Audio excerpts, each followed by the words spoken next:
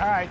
Polls don't vote, but the polls ain't looking too good. Mamdani, the commie, could be mayor. Let's talk about it with Caroline Downey, National Review columnist, and Katie Pavlich, Fox News contributor, townhall.com editor. Let's put them up on the full screen, the sad tale. The Manhattan Institute poll, plus 15, 46-31. And the Quinnipiac poll's a little closer, 10 points.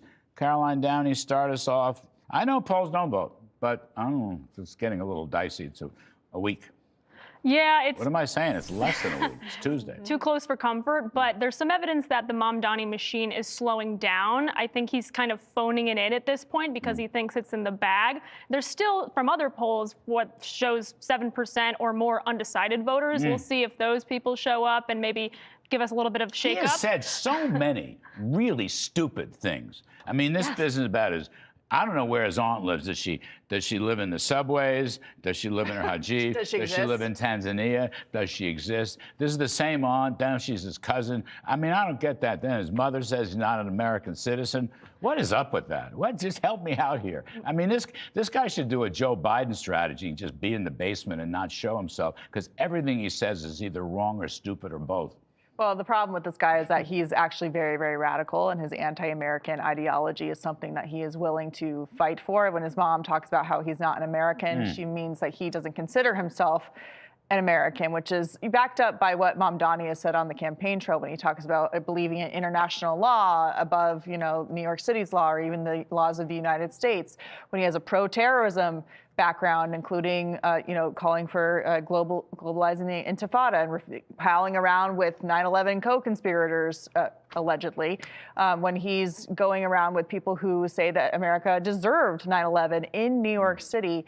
It's not that these are stupid necessarily. He actually believes in this. And the race to this point has been, I think, the perfect storm of Mamdani being able to win, although the Democratic Socialists of America have a plan to do this all over the country. But in New York, it was two terrible candidates, Mamdani and Cuomo, who, of course, had all this really terrible baggage. And Sliwa has tried to run for mayor many, many times, isn't able to get over that threshold. He's been good. I mean, he just can't get over the threshold. The numbers aren't there for him, but the guy's done a great job in the debate. So here's one. Elise Stefanik, 43, Kathy Hochul, 42. So my theory is, all right, if Mamdani the commie wins, Elise Stefanik saves New York, because she will beat Hochul. And Republicans who have won the governorship, I mean, not for a while, but it is possible. She's the savior of New York. It's not going to be Andrew Cuomo. But honestly, Larry, even if she doesn't win, worst case scenario, and I really hope she does, and we have some evidence to show she could, given that Lee Zeldin was within a single-digit margin of winning, and so New York almost was flipped for the GOP then. Imagine now, given that the winds have shifted. But even before that, Hochul has already said she's going to spike all of his tax increase ideas, so that's going to neuter his socialist agenda. You believe it? I do believe anything Hochul says? Yes. Seriously? Well, because even Mamdani you believe Hochul? On that. Because even Mamdani was caught on tape once saying that we have a very limited tax base, and he knows that that is a handicap to his laundry list of government expenditures. Who has a better truth serum, Hochul or Xi Jinping? Yeah, it's a close call. It's close. That's a good question, Larry. All right, how about let's move on to Bill Gates. This is a lot of fun.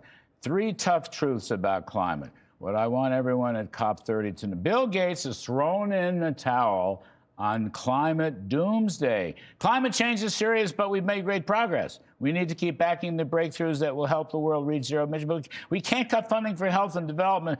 What did you say? You want to get paid back? You want all your money back? Yeah, I want reparations for the damage this guy did on the climate change front. I mean, there were years of groups that were funded by Bill Gates, foreigners doing fact checks on conservative websites like Town Hall, demonetizing us for talking about climate change and that it's not going to destroy humanity. And in fact, a lot of the science has been bought and paid for it and has been debunked on this issue.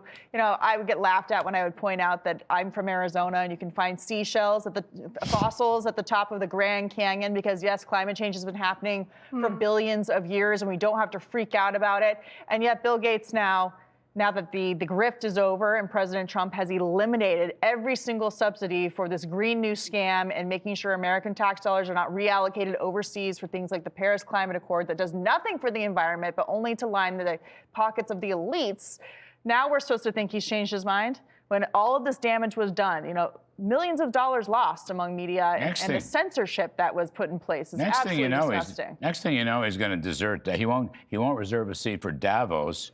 And the next thing you know is he's going to buy one of those new SUVs that GM and/or Ford is producing. They have gone away from climate change, and they're making a fortune selling good old-fashioned SUVs. In fact, the new Prime Minister of Japan's buying a whole boatload, I think 150 new Ford F-150s. That's how good they are. And they are powered by, wait for it, gasoline. Gas. It's going to be a renaissance. Probably diesel, but whatever. Well, fine. It's going to be a renaissance of oil and gas, like you said. And like Katie was mentioning, we were all laughed off as pariahs for actually questioning the climate alarmism. And scientists, dissenting scientists, were crushed. Their alternate opinions were said, this is illegitimate, this is invalid. And honestly, I think also at the social level, Larry, my generation, Gen Z, also millennials, they've been thinking this whole time that they can't have children because they're going to be bringing kids into an apocalyptic hellscape. The planet's going to be on fire. That's the other legacy of Bill Gates here, is he contributed to that narrative that made young people think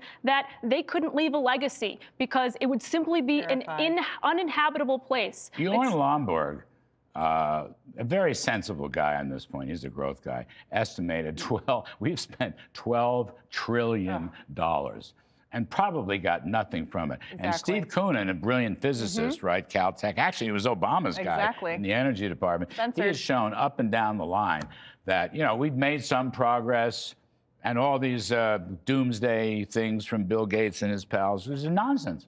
Utter nonsense. Let me say one more thing about Bill Gates. The question is, why is he doing this? Because the AI revolution is coming, and they need more energy, and they're not going to get it from electricity and windmills. They're going to need to go back to fossil fuels and nuclear, and he's getting ahead of it so we can profit off of it. That's a good point.